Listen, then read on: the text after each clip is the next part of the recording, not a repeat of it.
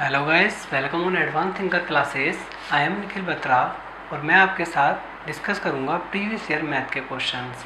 अगर वीडियो आपको पसंद आता है तो चैनल को सब्सक्राइब करें, वीडियो को लाइक करें और साथ ही साथ अपने फ्रेंड्स के साथ शेयर करें। आज के जो क्वेश्चंस हैं वो ज्योमेट्री के क्वेश्चंस हैं और ये जो सारे क्वेश्चंस हैं CGL 2019 के क्वेश्चंस हैं। इन क्वेश्चंस की PDF हमने हमारे टेलीग्राम चैनल एडवांस थिंकर पर डाल दी है, तो आप वहाँ पे एक बार PDF को देख लें और फिर वीडियो को ज्वाइन करें। तो वीडियो चालू करते हैं आज के पहले क्वेश्चन के साथ। पहला क्वेश्चन है, ABC में एंगल B और एंगल C के समद्विभाजक त्रिभुज के अंदर बिंदु O पर मिलते हैं। यदि एंगल BOC 122 डिग्री तो एंगल A की वैल्यू क्या होगी। क्वेश्चन में जो जो दिया है उसके हिसाब से हम डायग्राम को ड्रॉ कर लेते हैं। पहले देखिए, एक त्रिभुज दिया गया है ABC।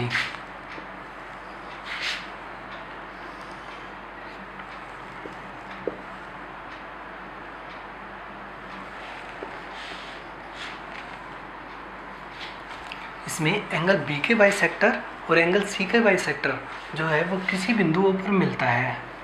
तो मान लेते हैं वो O बिंदु यहाँ पे है, जहाँ पे एंगल B का बाइसेक्टर और एंगल C का बाइसेक्टर मिल रहा है। और यहाँ पे जो एंगल ड्रॉ हो रहा है वो हो रहा है 122 डिग्री का। एंगल A की वैल्यू हमें निकालनी है। हमेशा याद रखिएगा, अगर त्रिभुज में दो एंगल्स के बाइसेक्टर खींचे जाएं और इन बाइसेक्टर से जो एंगल क्रिएट होता है यानी एंगल BOC, इसका जो एंगल तीसरे एंगल के साथ यानी एंगल A के साथ जो रिलेशन होता है वो ऑलवेज होता है angle O equal to 90 plus angle A/2। Angle O की वैल्यू 122 डिग्री दी गई है। 122 degree equal to 90 plus angle A/2। 90 को इस साइड ले जाएंगे तो 90 माइनस हो जाएगा 122 में से, तो डायरेक्ट मैं यहाँ से बराबर का चिन्ह हटा के माइनस कर देता हूँ, यानी 122 degree minus 90 degree equal to angle A/2। तो जो वैल्यू आई 32 degree is equal to A/2 आई, यानी angle A/2 equal to 32 degree. जब ये दो इस साइड जाएगा तो 32 से हो जाएगा मल्टीप्लाई, तो यहाँ से एंगल A की जो वैल्यू निकल के आएगी वो आएगी 64 डिग्री। काफ़ी छोटा क्वेश्चन है, अगर आपने ये थ्योरी पढ़ी है तो। नहीं पढ़ी तो मैं आपको बता देता हूँ, हमने आपको यहाँ लिख दी है थ्योरी, इसे आप कहीं अपने नोट्स में नोट कर लीजिए। साथ ही साथ ऐसी दो थ्योरीज और हैं जो बाइसेक्टर्स के ऊपर हैं, तो उन दोनों थ्योरीज को भी मैं यहीं डिस्कस करा दूँ। तो मैं उन दोनों थ्योरीज को यहीं डिस्कस करा देता हूँ। देखिए, इस AB भुजा को आगे बढ़ाया गया है E बिंदु तक, इस AC भुजा को आगे बढ़ाया गया है F बिंदु तक। अब ये जो बाह्य बिंदु बन रहे हैं B के, यानी एक्सटीरियर एंगल बन रहा है, एक बन रहा है CBE, ये एंगल B का एक्सटीरियर एंगल बन रहा है, और एक जो दूसरा एंगल बन रहा है वो बन रहा है BCF। इन दोनों के एंगल बाइसेक्टर ले लिए जाएं और मान लेते हैं वो किसी बिंदु P पर एक दूसरे को इंटरसेक्ट करते हैं। यहाँ पे जो एंगल P बनेगा, एंगल BPC, ये ऑलवेज तीसरे एंगल के साथ जो रिलेशन रखता है उसे मैं यहाँ लिख रहा हूँ, angle P equal to 90 minus angle A/2।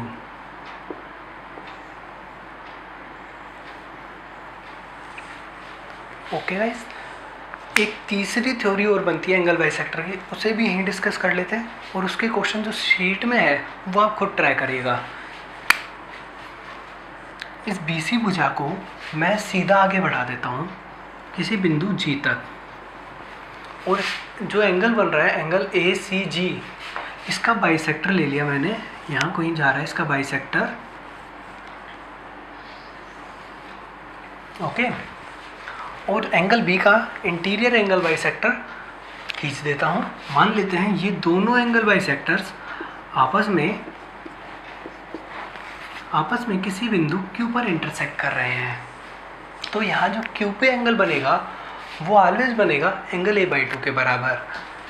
Angle Q equal to angle a/2। अब तक जो हमने किया वो पूरा मैं एक बार फिर से रिवाइज करा देता हूँ। देखिए, अगर दो एंगल्स के इंटीरियर एंगल बाइसेक्टर खींचे जाएं तो तीसरे एंगल के साथ जो रिलेशन होता है ऑलवेज होता है angle O is equal to 90 plus angle a/2।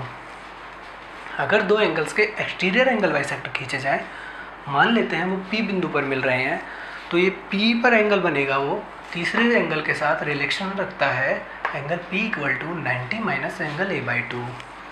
ऐसे ही एक एंगल का इंटीरियर एंगल बाइसेक्टर दूसरे एंगल का एक्सटीरियर एंगल बाइसेक्टर लिया जाए और किसी Q बिंदु पर ये मिलते हैं, तो वहाँ पे जो एंगल बनेगा यानी एंगल Q जो बनेगा वो ऑलवेज होगा एंगल a/2 के बराबर। एक बार आप स्क्रीनशॉट ले लीजिए या वीडियो को पॉज करके लिख लीजिए, मैं इसे मिटाता हूँ फिर।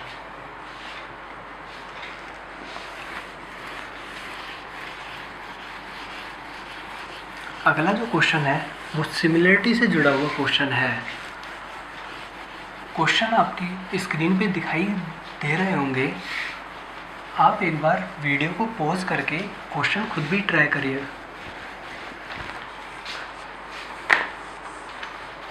देखिए, मैं अगला क्वेश्चन आपके सामने पढ़ता हूँ। त्रिभुज ABC में AB और AC भुजाओं पर क्रमशः F और E बिंदु इस प्रकार हैं।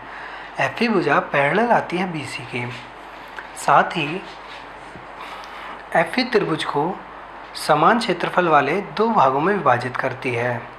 यदि AD परपेंडिकुलर टू BC और AD बिंदु G पर FE को काटती है, तो GD का रेशियो AG के साथ बताइए। क्वेश्चन में जो दिया है एक बार डायग्राम पे उसे उतारते हैं।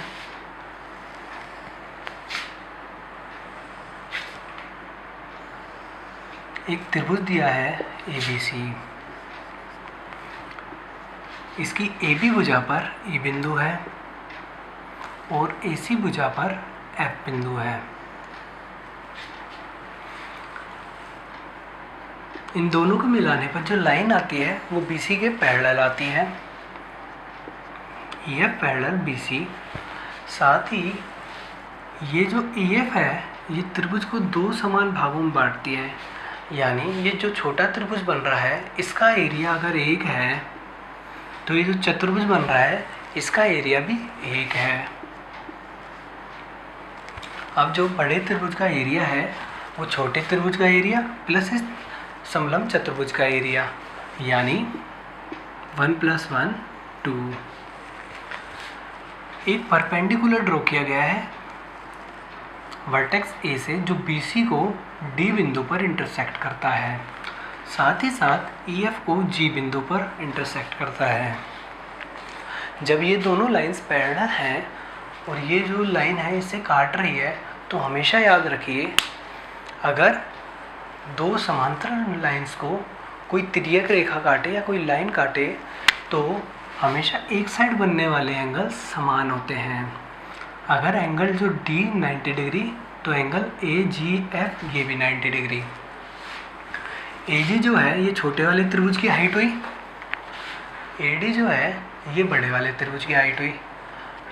अब देखिए हमें निकालना क्या है, AG का रेशियो या GD का रेशियो AG से निकालना है, या इसे AG का रेशियो GD कुछ भी कह लीजिए, ये हमें निकालना है। देखिए ये जो छोटा त्रिभुज बन रहा है त्रिभुज AEF और ये बड़ा त्रिभुज बन रहा है त्रिभुज ABC। एक बार इनको आप कंपेयर करें, त्रिभुज AEF और त्रिभुज ABC, ये दोनों त्रिभुज आपस में सिमिलर हैं। देखिए इनके जो ये जो एंगल A है ये दोनों में कॉमन है, एंगल जो E है ये एंगल B के बराबर है, क्योंकि इन दोनों समांतर लाइंस को ये जो AB तिर्यक रेखा है काट रही है, और ऐसी कंडीशन में एक साइड बनने वाले एंगल्स आपस में समान होते हैं। ऐसे ही एंगल F जो है ये एंगल C के इक्वल है। तो त्रिभुज की एक प्रॉपर्टी होती है एंगल एंगल प्रॉपर्टी, जिससे ये दोनों आपस में क्या हुए, समरूप हुए। बाई एंगल एंगल प्रॉपर्टी, अगर किसी त्रिभुज में दो एंगल्स आपस में बराबर हों तो वो दोनों आपस में सिमिलर होते हैं। हमेशा याद रखिएगा, जब दो त्रिभुज आपस में सिमिलर हों तो उनके जो एरिया का रेशियो होता है वही उनकी हाइट के रेशियो के स्क्वायर के बराबर होता है। यानी त्रिभुज ए ई एफ का रेशियो त्रिभुज ए बी सी से लिया जाए तो ये बराबर होगा छोटे वाले त्रिभुज की हाइट और बड़े वाले त्रिभुज की हाइट के स्क्वायर के बराबर। और ये जो रेशियो है त्रिभुज के क्षेत्रफल का रेशियो, ये हमने निकाला है 1:2 है। तो इसकी वैल्यू यहाँ मैं लिख देता हूँ, ए जी का रेशियो ए डी से। अब अगर ए जी का रेशियो ए डी से निकालना है तो इसका अंडर रूट कर दें हम, तो इसका अंडर रूट करने पर आता है ए जी का रेशियो ए डी से 1:2। पर हमें ए जी का रेशियो जी डी के साथ निकालना है, और जी डी जो है वो बड़े वाले त्रिभुज की हाइट माइनस छोटे वाले त्रिभुज की हाइट। तो जी डी जो आएगी रेशियो में √2 - 1, तो जी डी का रेशियो ए जी से हुआ √2 - 1:1। ओके गाइस, एक बार आप स्क्रीनशॉट ले लीजिए या वीडियो को पॉज करके लिख लीजिए, फिर हम हमारे अगले क्वेश्चन की ओर चलते हैं।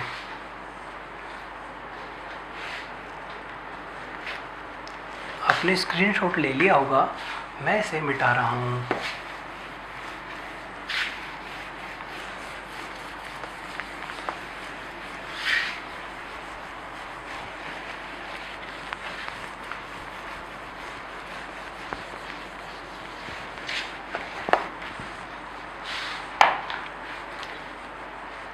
अगला क्वेश्चन है, त्रिभुज ABC के अंतर्गत एक वृत्त बनाया गया है। यह AB, BC और AC को भुजाओं को क्रमशः R, P और Q बिंदुओं पर स्पर्श करता है। यदि AQ बराबर 4.5, PC बराबर 5.5, BR बराबर 6 सेंटीमीटर है तो त्रिभुज ABC का परिमाप क्या है।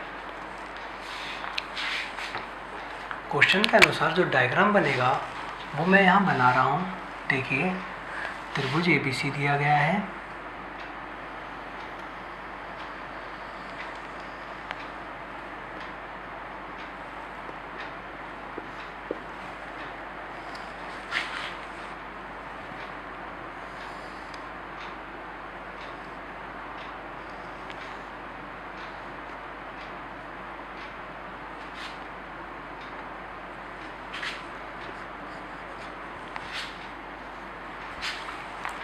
AB भुजा पर जो बिंदु दिया गया है वो R बिंदु दिया है, BC पर P बिंदु और AQ पर Q बिंदु दिया है। AQ की जो लंबाई है वो 4.5 सेंटीमीटर है, PC की 5.5, AR की BR की 6 सेंटीमीटर। हमेशा याद रखिए, त्रिभुज पर किसी एक बाह्य बिंदु से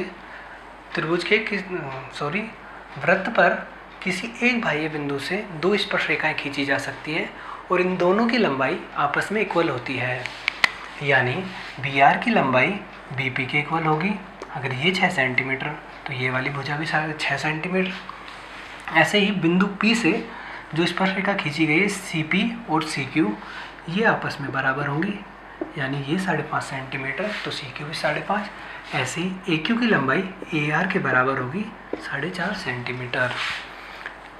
आगे पूछा है त्रिभुज ABC का पेरीमीटर।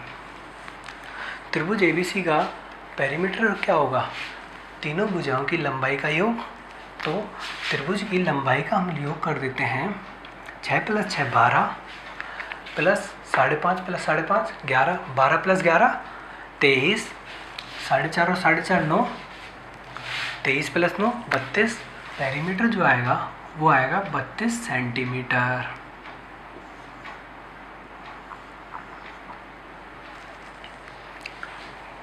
क्वेश्चन आपको अच्छे लग रहे होंगे, काफ़ी ठीक ठीक क्वेश्चन आते हैं सीजीएल में। तो एक बार स्क्रीनशॉट ले लीजिए। क्वेश्चन मिटा रहा हूँ मैं, थोड़ा साइड हट जाता हूँ।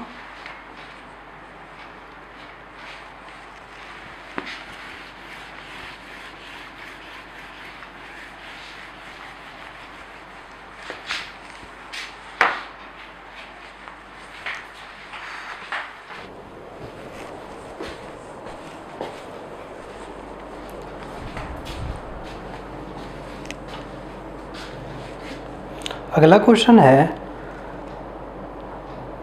त्रिभुज ABC के अंतर्गत एक वृत्त है जिसका केंद्र O है। AO को आगे बढ़ाने पर वह वृत्त को K बिंदु पर मिलता है और AD परपेंडिकुलर टू BC यदि एंगल B = 80 डिग्री और एंगल C = 64 डिग्री, तो एंगल DAK की वैल्यू क्या है। क्वेश्चन में क्या है, angle B 80 degree, angle C 64 degree, angle DAK की वैल्यू पूछी है। तो क्वेश्चन में जैसे दिया है वैसे हम डायग्राम बनाते हैं। एक त्रिभुज है जिसके अंदर एक वृत्त बनाया गया है।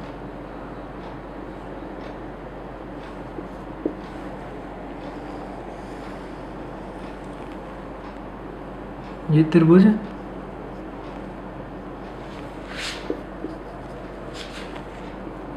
साथ ही साथ एक परपेंडिकुलर ड्रॉ किया है वर्टेक्स A से। तो एक परपेंडिकुलर ड्रॉ कर दिया जो BC को D बिंदु पर इंटरसेक्ट कर रहा है। अब जो है एक यहाँ पे मान लेते हैं कोई वृत्त का जो केंद्र है वो यहाँ पे है और यहाँ से जो लाइन आ रही है AO वो वृत्त के केंद्र से जाती है और वृत्त को K बिंदु पर इंटरसेक्ट करती है। अब इन दोनों के बीच में जो एंगल बन रहा है DAK, इसकी वैल्यू हमें निकालनी है। अब एक बात बताइए, ये जो सर्किल बन रहा है ये इन सर्किल है यानी अंतः केंद्र है, और अंतः केंद्र की जो केंद्र होता है उसकी प्रॉपर्टी क्या होती है यानी डेफिनेशन क्या होती है, जहाँ पर तीनों वर्टेक्स के एंगल बाइसेक्टर मिलते हैं। यानी ये जो AO है ये एंगल A का क्या है, बाइसेक्टर है। Is that clear. अब देखिए, और ये जो दिया गया है AD ये BC पर है परपेंडिकुलर। ये BC पर क्या है, परपेंडिकुलर। हमेशा याद रखिए, यदि एक वर्टेक्स से सामने वाली भुजा पर परपेंडिकुलर डाला जाए और उसी वर्टेक्स का एंगल बाइसेक्टर लिया जाए तो इनके बीच में जो एंगल बनेगा यानी एंगल जो DAK बनेगा वो ऑलवेज एंगल B-C/2 के बराबर होगा, या ऐसे बोल दो वो हमेशा एंगल B और C के डिफरेंस के आधे के बराबर होगा। तो एंगल B हमारा क्या है, 80 डिग्री और एंगल C 64 डिग्री।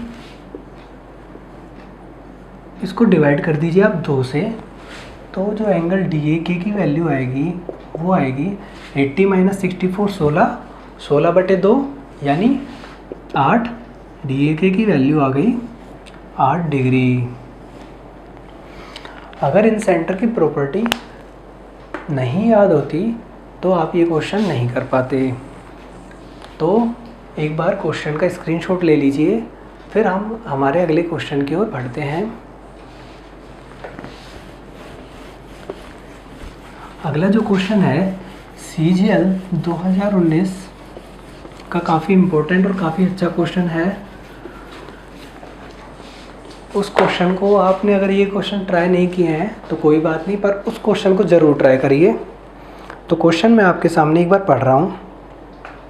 त्रिभुज ABC में AD लंब है BC पर, BE लंब है AC पर और AD और BE एक दूसरे को F पर इंटरसेक्ट करते हैं, यदि BF बराबर AC तो एंगल ABC की वैल्यू क्या है। मैं आपके सामने डायग्राम ड्रॉ कर रहा हूँ। आप इस क्वेश्चन को एक बार ज़रूर ट्राई करिएगा, काफ़ी अच्छा क्वेश्चन है ये। अगर आप ये क्वेश्चन कर पाते हैं तो सच में आपकी ज्योमेट्री काफ़ी अच्छी है, मुबारक हो। ये वर्टेक्स A, ये वर्टेक्स B और ये वर्टेक्स C, और ये जो AD आ रही है BC पर क्या है, लंब है। ऐसे ही B से एक लाइन खींची गई है जो AC पर लंब है।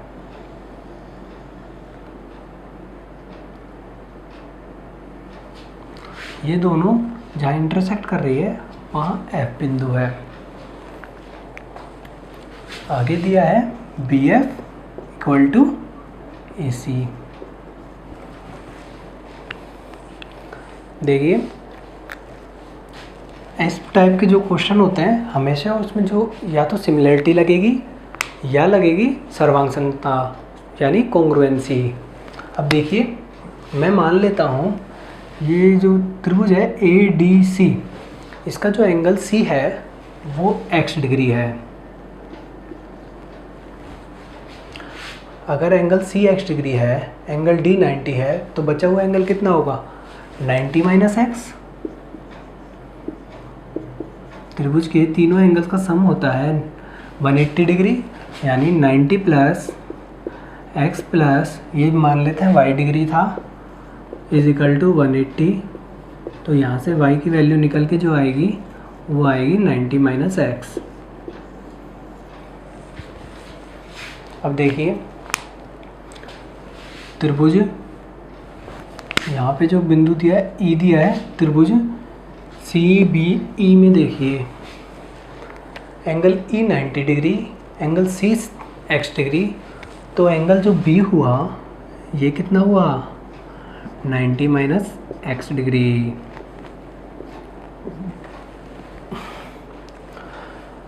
त्रिभुज अब देखिए त्रिभुज FBD में एक एंगल 90 है, एक 90 माइनस x, तो आखिरी जो एंगल बचा है F, ये कितना बचा, x डिग्री। अब इन दो त्रिभुजों को आपस में कंपेयर कीजिए।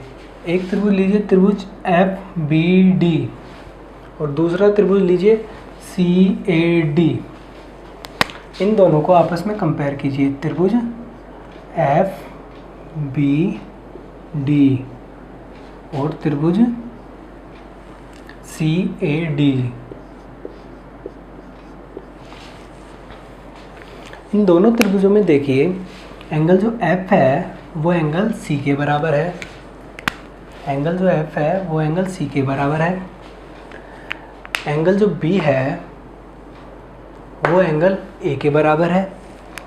एंगल B 90 माइनस x है और ये जो एंगल A है ये भी 90 माइनस x है।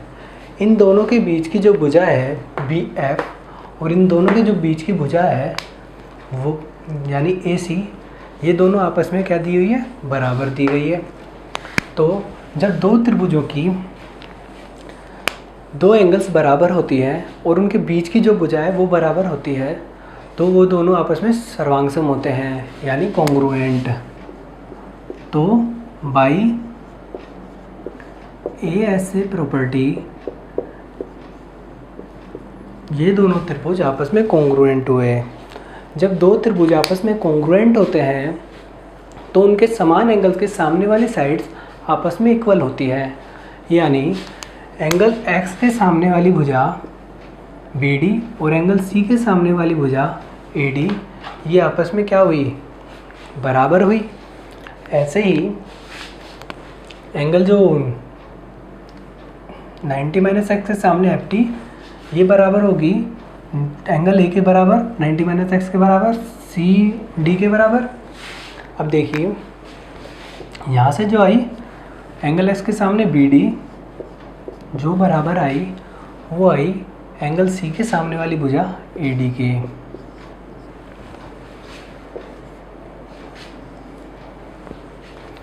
ओके, अब त्रिभुज ए बी डी को फॉलो करें।